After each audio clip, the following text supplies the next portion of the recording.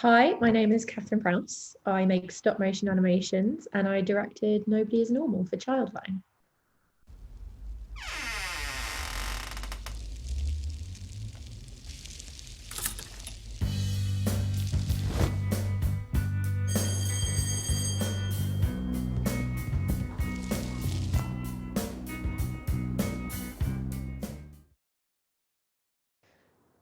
So the initial idea that the agency came to me with, I thought was a really relatable one. I think everyone sort of feels a little bit strange at some point in their life, particularly when they're kids and they're just trying to fit in with everyone. And I think everyone sort of feels like they have this inner secret versions of themselves that they have to keep hidden. And I thought the concept was so relatable that I really wanted to kind of hit home to the viewers watching that everyone kind of secretly feels like this. And I think the craft was a really important element of the approach to kind of make everything feel like there was a human hand behind it, the way the textures kind of boil and ripple on the screen of the hero monster and the painterly look of the sets and props. And I think it really heightens the emotion. It kind of makes the human element of the film really come to the fore. And that's kind of how I like to approach a lot of the work that I make, to use craft as a way of really landing all the emotional beats in the narrative. And with all these different designs, it really allows the viewer to read into the characters that they see, parts of themselves. I think everyone will have a slightly different interpretation of what each character's inner creature is really, and I think that is a really important part of the storytelling. One of the biggest challenges of making the film was that it kind of happened over lockdown during the pandemic. We were originally meant to shoot in May, which obviously couldn't happen because we couldn't get the crew all in the one room together. But in lots of ways, it was kind of a blessing because it became sort of my baby, that I was able to work on loads of different elements of the whole production over the whole course of the summer. It was just sort of me in my kitchen. I got a little bit of set help from my dad. He was helping me construct some of the sets. And there was a really talented puppet maker who we kind of worked collaboratively. I would send her designs and send her little swatches of fabric in the post if there was a particular material that I wanted the prom queen's dress to be made out of, for example. And we kind of worked remotely, where we would normally be working in a studio together. She was in her home studio and she would make these puppets and send them to me in the post. And it was actually quite a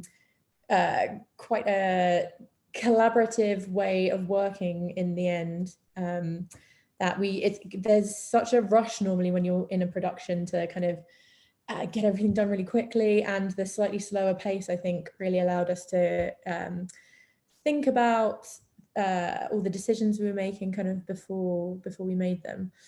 And it really allowed the piece in general to be a labor of love. And I'd say that actually, although it was a bit of a challenge, it kind of was a bit of a blessing in disguise that we managed to really invest a lot of time in the production. And that meant that by the time the shoot start, which ended up being in October, everything was like really well prepared, and it was not too stressful, luckily. Although there were some late nights, particularly for the shot at the end where all the different creatures are clapping. I think the final puppet got made at like 2 a.m. the night before we shot that film. So there was some challenges, but overall it made it just a really great creative experience.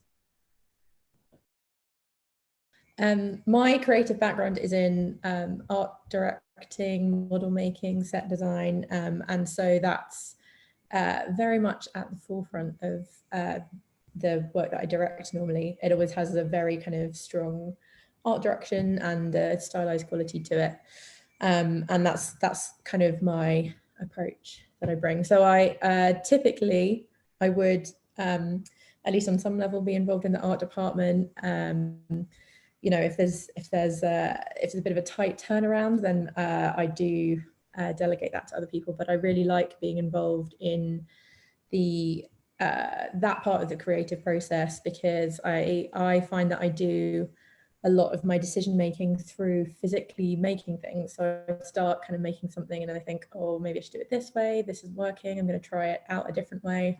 And for me, that kind of practical hands-on approach is really important for the directing process.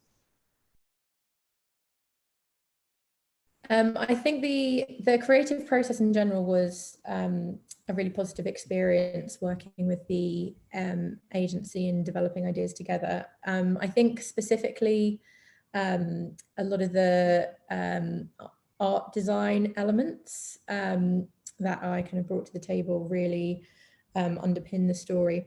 It took quite a while to develop a kind of look and texture for the human characters, the human puppets, because I really wanted them to feel sort of mask-like, and they've got this kind of ceramic painted quality to them, which took quite a bit of testing to land that. And I think similarly with the design of the creature puppets, there was a lot of effort that went into communicating kind of, I mean, I certainly have a specific idea or issue behind every single creature puppet, but again, that might not be so obvious to the viewer. It's kind of exists in the space where I have an idea behind it, but you know, a viewer might see something else in there. And I think that's one of the things that made it really relatable. And I think as well, just the storytelling process, that really benefited from having that extra time during the pandemic as well. We went through so many different versions of the storyboard. And again, that was like a real blessing. We got to really refine down the exact story that needed to be told and how to tell it in very little screen time. I think the original brief was for a 60-second film, and it's ended up 70 something, 70-ish seconds, because we really wanted to add a few little extra beats in there. And again, sort of the silver lining of being locked up at home for so many months meant that I was able to invest some direction time in that. The whole process was a bit of a learning curve for me, just in terms of seeing a production through from beginning to end. And I think the biggest thing that I learned really was the importance of having like a really great team, because there were some very intense days and nights that myself and the DP George Warren and the animator Tim Allen, we all like shared in the basement downstairs, when, you know, it was such a labor of love for everyone involved.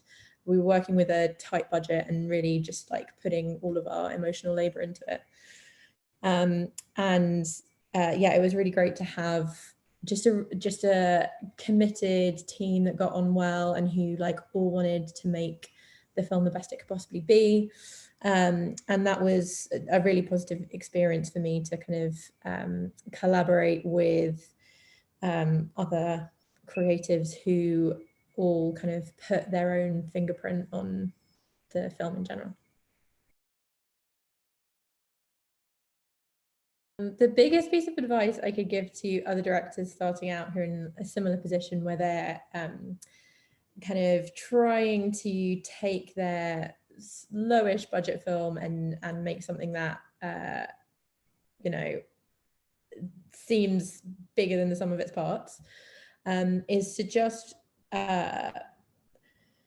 really follow what you love about the project. For me, I think bringing my experience in art department into the storytelling and really kind of enjoying developing character design, set design as elements of the storytelling was was great for me. And I think it really made me want to, you know, put the hours in, put all the effort I could into it.